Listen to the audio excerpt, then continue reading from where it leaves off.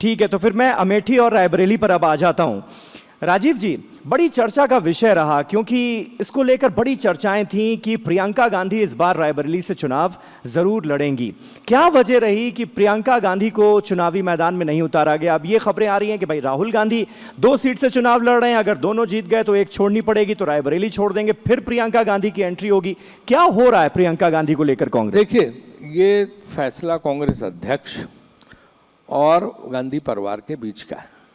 कौन चुनाव लड़ेगा, कौन नहीं चुनाव लड़ेगा, उनको तय करना है। आप ये बताइए, अगर दोनों चुनाव लड़ जाते तो फिर प्रचार कौन करता? भाजपा तो चाहती है कि दोनों चुनाव प्रचार में न जाएं, क्योंकि भीड़ इतनी उमड़ रही है, लाखों की भीड़ उमड़ रही है दोनों की। प्रियंका जी को राहुल जी की रैलियों में उनके रोड शो देख लो, ज़बरदस्त हो रहे हैं।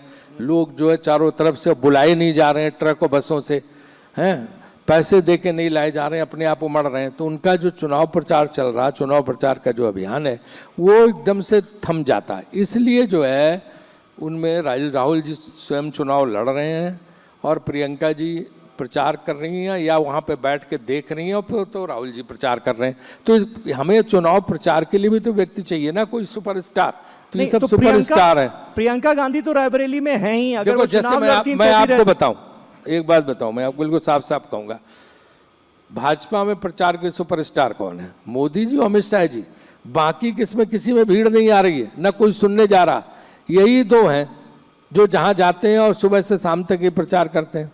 उसी तरह हमारे यहाँ 3 लोग हैं जिनके प्रचार को सब सुन रहे हैं, राहुल जी, प्रियंका जी और खरगे जी, क्योंकि सोनिया जी स्वास्थ्य कारणों से नहीं जा पा रही हैं। तो खरगे जी, राहुल जी, प्रियंका जी, हमारे 3 लोग वहाँ पे सब तरफ पूरे देश में जाके प्रचार कर रहे हैं, और उनको लोग भारी संख्या में आके सुन रहे हैं। तो ये बड़ा इम्पोर्टेंट है कि आपके चुनाव प्रचारक भी होने चाहिए। वहाँ से मोदी जी और अमित शाह जी हैं, यहाँ से हमारे यहाँ से ये 3 लोग हैं। तो बड़ा, इसके बाद इंडिया गठबंधन के लोग हैं। तेजस्वी यादव की भीड़ देख लो आप, एक दिन में 36 मीटिंग कर रहे हैं, जबरदस्त भीड़ है। तो ये जो है, इसी तरह से जो है बाकी जो विपक्ष के नेता हैं, ममता बनर्जी, ये नीतीश कुमार के इसमें कोई आ ही नहीं रहा। तेजस्वी यादव में भीड़ उमड़ी पड़ रही है।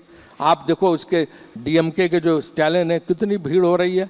तो जगह जगह हमारे इंडिया गठबंधन, पवार साहब, अब जैसे महाराष्ट्र है, महाराष्ट्र की क्या स्थिति है? शिंदे और अजीत पवार दोनों के पास एमएलए हैं, वोट नहीं है। सीटें लड़ रहे हैं, 4 सीटें हैं, और विदेश नीति क्या होनी चाहिए इसका घोषणा पत्र जारी कर रहे हैं। सिर्फ 4 सीट पर चुनाव लड़ रहे हैं। तो ये जो है महाराष्ट्र में क्या एक्सपेक्टेशन है? मतलब शरद पवार और उद्धव ठाकरे के लिए सहानुभूति फैक्टर काम करता देख रहे हैं? महाराष्ट्र में चौंकाने वाले नतीजे होंगे। वोट जो है उद्धव ठाकरे के पास है, भारी भीड़ हो रही है उनके इसमें, शरद पवार के पास है और कांग्रेस के पास है, एमएलए इन लोगों के पास है। तो महाराष्ट्र से चौंकाने वाले नतीजे आएंगे इस बार, आप ये करें। बहुत बहुत शुक्रिया राजीव शुक्ला जी हमसे बातचीत करने के लिए। आपने तमाम सवालों के हर बार की तरह बहुत ही बेबाकी से जवाब दिए। बहुत बहुत शुक्रिया टीवी 9 भारतवर्ष के सत्ता सम्मेलन में आने के लिए।